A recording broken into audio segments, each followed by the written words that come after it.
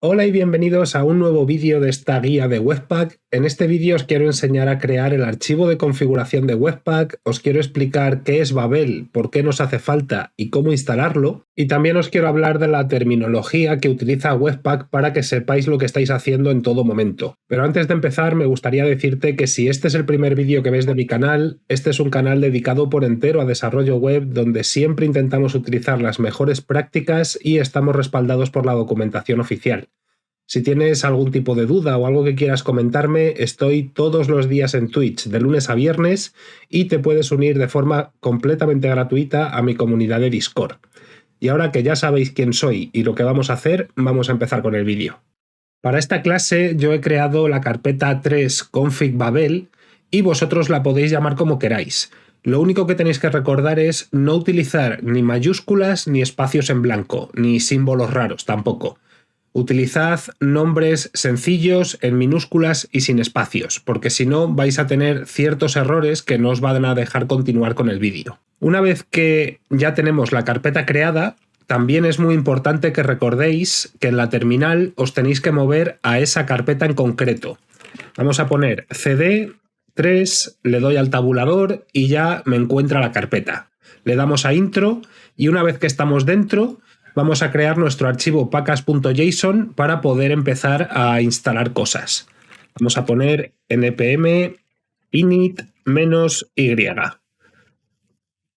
Ahora que ya tenemos el package.json, las siguientes dos cosas que tenemos que instalar ya las conocéis. Necesitamos npm install --save dev y necesitamos webpack-cli y Webpack.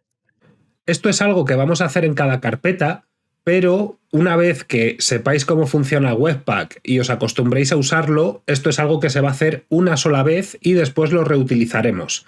Entonces, para el curso sí lo voy a hacer varias veces, solo para que os quede claro cuál es el flujo y cómo funciona, pero tranquilos porque una vez que entendáis cómo funciona todo, os voy a enseñar a crear una plantilla de Webpack para que la podáis reutilizar siempre que la necesitéis. Una vez que ya tenemos todo instalado, aquí en los scripts vamos a hacer lo mismo que hicimos en el vídeo anterior.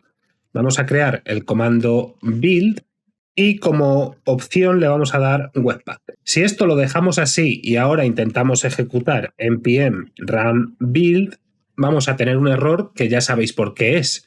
Él está buscando la carpeta src y no lo encuentra. Entonces vamos a crear esa carpeta y dentro vamos a meter un index.js. En principio, tal y como está ahora, si ejecutamos el npm run build, todo debería funcionar correctamente y nos devuelve una carpeta dist con un main.js que está vacío. Hasta aquí está todo normal. Esto es tal y como funciona Webpack por defecto, pero en el mundo real lo que necesitamos es configurar Webpack para que actúe como a nosotros nos interesa. Por lo tanto, necesitamos un archivo de configuración donde pasarle esos parámetros. El archivo de configuración tiene que recibir un nombre muy concreto. Vamos a venir a la raíz, a la carpeta 3, hacemos un nuevo archivo y se va a llamar webpack.config.js. Si os dais cuenta, Visual Studio Code ya me pone el icono de Webpack. Esto es porque ya sabe que esto va a ser un archivo de configuración de Webpack. Si nosotros aquí ponemos cualquier cosa, por ejemplo, vamos a poner un console log que sea hola mundo, si aquí ponemos npm run build, como veis, automáticamente él ha encontrado el archivo webpack.config.js y lo está ejecutando. Entonces, aquí dentro es donde vamos a meter la configuración de Webpack. También más adelante os enseñaré a modularizar esa configuración para tener distintos archivos y que no se convierta en un archivo muy grande, sino que lo podamos tener partido en trozos y que sea mucho más fácil de gestionar. Pero de momento lo vamos a hacer todo en el webpack.config.js. Lo primero que necesitamos aquí es exportar un objeto de configuración. Para ello es tan sencillo como poner module.exports igual y abrimos un objeto. Este es el objeto que nosotros vamos a exportar como configuración. Aquí es posible que os salgan las tres rayitas estas para deciros que este es un módulo CommonJS y que se puede convertir a un módulo de ECMAScript 6. Por defecto, Node no entiende esto y hacer la configuración para que funcionara con ECMAScript 6 es un poquito complejo. Entonces lo vamos a hacer de esta forma para que no os liéis. En este punto necesitamos tres cosas. Necesitamos el modo, bueno, voy a poner mode, pero esto es el modo de funcionamiento. Por defecto, Webpack funciona en modo de producción. Eso significa que nuestro código lo va a minificar, lo va a ofuscar y va a intentar hacerlo lo más óptimo posible para los navegadores. Si nosotros ponemos el valor mode, aquí podemos elegir entre production, que sería el valor por defecto, o development, que sería el modo de desarrollo. De momento lo voy a dejar así para que veáis la diferencia entre el modo de desarrollo y el modo de producción, pero esto habitualmente existe un archivo de configuración aparte para poder elegir entre uno y otro y no tener que cambiarlo a mano. Pero bueno, eso son cosas que vamos a ver más adelante. Lo segundo que necesitamos es lo que se denomina entry point, es decir, desde dónde empieza nuestra aplicación. En nuestro caso, y en la mayoría de los casos, tenemos un index.js, que es desde donde parte la aplicación. Desde ahí va a ir cogiendo todo lo que necesita. Para establecer el entry point, simplemente tenemos que poner entry, abrimos llaves, porque, bueno, entry, dos puntos, abrimos llaves, porque es un objeto, y aquí dentro le tenemos que decir cuál es nuestro archivo de entrada. Vamos a poner app, dos puntos, y aquí vamos a poner /src /index.js. Este es el archivo desde el que va a empezar nuestra aplicación. Después de esto, tenemos que establecer un punto de salida, que sería donde queremos que nos deje el archivo una vez que lo haya procesado. Vamos a poner output, dos puntos, abrimos un objeto y aquí tenemos que establecer dos cosas. La primera es el path, que es la ruta donde vamos a dejar ese archivo, y también tenemos que establecer el nombre del archivo. Para que la ruta de salida sea bastante más dinámica y podamos controlarla, voy a crear aquí arriba dos constantes. Vamos a poner const base path, el path base o la ruta base de donde nos encontramos, que para ello tenemos una variable dentro de Node que se llama dirname. Dirname equivale al punto donde estamos ejecutando nuestra aplicación. Por lo tanto, da igual en qué ordenador estemos, porque dirname lo va a coger de forma dinámica. Por eso utilizamos esta variable en lugar de establecer la ruta a mano. Y después vamos a establecer el dist path, que sería la ruta de donde queremos que deje el archivo. En este caso, nosotros lo queremos en dist. Una vez que tenemos esto, le podemos decir a Node que nos una estos dos directorios o estas dos rutas. Para ello tenemos path.join y aquí le pasamos esas dos variables. basePath, y, como lo he llamado, thisPath. Una vez que tenemos esto, la segunda cosa que podemos poner es el nombre del archivo que queremos. Vamos a poner aquí filename, dos puntos, y aquí podéis poner lo que queráis. Habitualmente se ponen formas dinámicas que generen un archivo nuevo para que no haya problemas con caché y ese tipo de cosas, pero para empezar simplemente voy a poner bundle.js. Más adelante os enseñaré a crear nombres dinámicos y que no se puedan repetir. Aquí me está dando un error porque me falta aquí una coma. Vamos a guardar esto y vamos a ejecutar npm run build a ver qué pasa. Ejecutamos y aquí nos da un error. ¿Qué es lo que está pasando? Vamos a buscar el error justo aquí y me dice que path no está definido.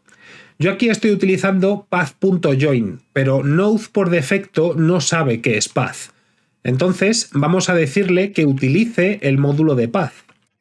Const path igual a require path. Esto es algo que no hay que instalar porque ya lo tiene Node por defecto. Guardamos, volvemos a ejecutar npm run build Y ahora, como veis, ya me ha creado un bundle.js. Eso es porque yo le he puesto aquí ese nombre. Si yo pusiera bundle2 y volviera a ejecutar, tendríamos bundle2.js. Si os dais cuenta, la carpeta dist se está llenando con un archivo detrás de otro. Esto es algo que no es muy buena idea que suceda. Para evitarlo tenemos dos opciones. Vamos a venir a nuestro archivo package.json y aquí, antes de ejecutar Webpack, vamos a decirle rm-rf dist y 2 ampersand. De esta forma le estamos diciendo que elimine, porque rm es el comando de Linux de remove, y el "-rf es recursive force, es decir, que borre con fuerza bruta y de forma recursiva. Con esto lo que va a hacer es eliminar la carpeta dist antes de ejecutar Webpack. Si nosotros guardamos y hacemos el npm run build, ahora ha borrado la carpeta dist, se ha vuelto a crear y solo tenemos el bundle2. Esta forma funciona, pero es un poquito lenta cuando estamos hablando de proyectos más grandes. Para ello tenemos un módulo que hace exactamente lo mismo, pero muchísimo más rápido. Vamos a poner npm install --save dev y ese módulo se llama rim-raf. Importante que es rim con m. Si ponéis rim con n no funciona. Os lo digo porque a mí me ha pasado más de una vez. Vamos a instalar esto y aquí ya nos aparece rim-raf. Entonces, en este punto lo que hacemos es, en lugar de poner rm-rf, ponemos rim-raf. Guardamos, voy a cambiar el nombre a esto para que veáis que funciona. Ejecutamos npm run build y, como veis, funciona exactamente igual. ¿Qué utilizar, rm o rim-raf? Dependiendo del tamaño del proyecto es posible que notéis la diferencia, pero al final, si el proyecto no es muy grande, la diferencia es prácticamente inapreciable. Entonces, si estáis trabajando vosotros con un proyecto y no hay nadie más, pues rm-rf pues os sirve. De todas formas, si en algún proyecto veis que están utilizando rim-raf, pues que sepáis que básicamente borra la carpeta dist para que no se vayan acumulando archivos viejos. Ahora que ya sabéis esto, lo siguiente es enseñaros a instalar Babel. Pero antes de instalar Babel es conveniente que sepáis por qué nos hace falta Babel. Entonces vamos a venir al Webpack config y aquí en el modo, en lugar de development, voy a poner production y lo que voy a hacer es ir al index.js y voy a copiar un código que básicamente hace una petición con async await para que veáis el problema de no utilizar Babel. Esto es una función normal que simplemente recupera los posts de JSON Placeholder, que es una API que hemos utilizado muchísimas veces en el canal y en Twitch. Y si yo ahora hago un npm run build, esto me va a generar un archivo y si miramos el bundle, como veis, tenemos aquí el async await. ¿Cuál es el problema de async await? Que no todos los navegadores lo entienden todavía. Entonces, ahí es donde entra en juego Babel. Con Babel lo que vamos a hacer es traducir este código que es nuevo a código compatible con todos los navegadores. Entonces, vamos a venir aquí a la terminal para instalar todo lo que necesitamos para utilizar Babel. Yo aquí voy a pegar el comando, que ya lo tengo copiado, y lo vais a tener en la descripción del vídeo porque es un poquito complejo. Vamos a darle a intro y ahora os explico cuál es el uso y lo que significa cada uno de los paquetes. Una vez que se ha instalado, si vamos a nuestro package.json, vais a ver que tenemos las tres dependencias nuevas. Babel Core es el núcleo de Babel, es lo que lo hace funcionar. Después tenemos Babel Preset Env, que es la librería que traduce el código nuevo a código compatible con todos los navegadores. Y por último tenemos Babel Loader. El concepto de loader es algo que en Webpack vais a utilizar muchísimo. Cuando nosotros queremos conectar una librería con Webpack, necesitamos loaders. Digamos que son el puente o la conexión entre Webpack y la librería que queremos utilizar. Si queremos utilizar Sass, pues tenemos un Sass Loader. Si queremos utilizar archivos SVG, pues tenemos el SVG Loader. Bueno, que a lo mejor no se llama así, pero todo lo que sean loaders son para conectar librerías a Webpack. Entonces, teniendo estas tres, lo que tenemos que decirle a Webpack es cómo utilizar Babel. Vamos a venir al Webpack config y aquí vamos a crear un nuevo objeto que va a ser module, y aquí yo sé que es posible que os confundáis con lo que vamos a meter, pero voy a intentar hacerlo poco a poco para que veáis cómo funcionan los archivos de configuración. Lo primero que tenemos que poner es rules, que son las reglas que tiene que cumplir el archivo para entrar aquí dentro. Digamos que esto va a ser como un if. Esto es un array de reglas que a su vez contiene objetos con cada una de las reglas.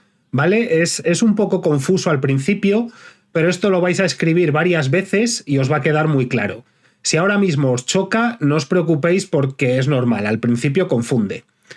Aquí dentro tenemos tres propiedades para los archivos JavaScript. La primera es test, que esta la vais a usar en todos los archivos que os haga falta, y esto recibe una expresión regular. Aquí le tenemos que decir la expresión regular de qué extensión necesita el archivo para entrar en esta configuración. En ese caso, en este caso concreto es JavaScript. Después le vamos a decir que excluya los archivos que estén dentro de Node Modules. Para eso tenemos la propiedad exclude. Y aquí simplemente ponemos entre barras Node Modules. Y por último le tenemos que decir lo que queremos que use cuando se encuentre un archivo JavaScript que no esté dentro de Node Modules. Y para eso le decimos use. Y en este caso metemos un array y entre comillas Babel loader. Y de esta forma él ya va a estar utilizando Babel para traducir los archivos JavaScript que no estén dentro de Node Modules. Babel tiene una particularidad que no tienen otras librerías, que es que necesita un archivo de configuración para saber qué es lo que tiene que hacer y con qué lo tiene que hacer. Para ello, en la raíz vamos a crear un nuevo archivo que se tiene que llamar .babelrc. El nombre es muy importante que sea este, si ponéis otro no os va a funcionar. Y aquí dentro abrimos un objeto y le decimos presets y dentro de este array le decimos cuál es el preset que queremos que utilice. En nuestro caso es el @babel preset.env. Y aquí lo he escrito mal, preset.env, y esto no es un guión, es una barra. Vale, ahí lo tenéis, presets babel preset.env. De esta forma, cuando nosotros le decimos a Webpack que utilice el Babel Loader, lo que va a hacer es buscar esta librería para saber cómo tiene que hacer las traducciones. Si nosotros nos venimos al bundle, veis que aquí tenemos el async await, pero si yo hago el npm run build, vais a ver que esto cambia. Ahora mismo ya no tenemos ningún async await, tenemos promesas directamente y seguimos teniendo el fetch. Si queréis dar soporte a navegadores que todavía no soporten el fetch, o sea que nos estamos yendo muy atrás, existe Babel Polyfill, que lo que va a hacer es no utilizar fetch, sino irse aún más atrás en la configuración de JavaScript. Podéis hacerlo, pero hay una cosa que tenéis que tener en cuenta. Cuanto más soporte queráis dar, más va a pesar vuestro archivo bundle, porque mucho más código necesita para incluirlo en el navegador que no lo soporte. Os voy a decir cómo instalarlo y cómo utilizarlo, pero no es algo que os recomiende hacer si no necesitáis dar soporte, ¿vale? Aquí vamos a poner npm install --save dev @babel /polyfill, ¿vale? Es importante que lo escribáis exactamente igual que yo. Le dais a intro, esperáis a que se instale y una vez que lo tenemos, para decirle a Webpack que utilice Babel Polyfill, os venís al Webpack config y en el entry point, ¿vale? Donde tenéis el app, aquí en lugar de decirle directamente esto, lo que vamos a hacer es encerrar esto en un array y antes de que vaya al index.js le decís que utilice @babel /polyfill. Aquí ponéis una coma y aquí abrís las comillas de nuevo para tener estos dos archivos. De esta forma lo que va a hacer Babel es, antes de llegar al index.js, sabe que tiene que incluir todo lo que tiene la librería Babel Polyfill para dar soporte. Aquí, si miráis el bundle, dentro de lo que cabe es más o menos pequeño. Voy a hacer un npm run build, ¿vale? Para que veáis en qué se convierte esto con el polyfill, porque es una locura. A ver si termina, ¿vale? Y aquí, como veis, esto se ha convertido en un archivo gigantesco. ¿Qué conseguimos con esto? Dar soporte a navegadores antiguos. Repito, si no os hace falta dar soporte a navegadores antiguos, no utilicéis un polyfill. Vamos a venir al Webpack config y le voy a decir que no utilice esto porque a mí en este caso no me hace falta. Entonces lo voy a quitar, vamos a venir al bundle, ejecutamos npm run build y esto se volverá a quedar normal, con el fetch y con las promesas. Y con esto voy a dejar el vídeo por aquí. Si os ha gustado, dejadme un like y un comentario, compartidlo en vuestras redes sociales etiquetándome, os dejo por aquí las mías, y utilizad el hashtag YoAprendoConDorian, que es el hashtag que está utilizando toda la comunidad para compartir mi contenido. Si no os queréis perder los siguientes vídeos, suscribíos y dadle a la campanita para que YouTube os avise. Y como siempre, muchísimas gracias por ver este vídeo y nos vemos en el siguiente. Un saludo y hasta luego.